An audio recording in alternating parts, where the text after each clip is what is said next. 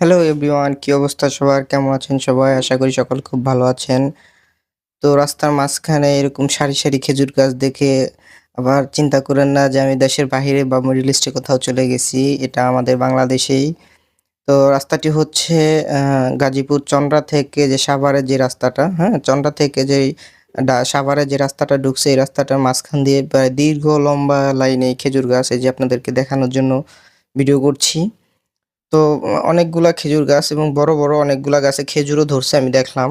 খুব ভালো লাগছে গাছগুলা দেখে। এত্ত সুন্দর লাগতেছিল যে মাঝখানে খেজুর গাছ মনে হচ্ছিল যে বিদেশে আরবের কোনো কান্ট্রিতে আছি, এত পরিমাণ খেজুর গাছ দেখা যাচ্ছে। অনেকে হয়তো আবার ভাবতেছেন যে আরবের কান্ট্রির মতোই তো দেখা যাচ্ছে। রাস্তাটাও খুব সুন্দর ছিল। মাঝখান দিয়ে খেজুর গাছের হালকা ছায়া ছিল। খুব ভালো লাগতেছিল দেখে। তো আশা করি আপনাদেরও খুব ভালো লাগছে। তো আজকের মতো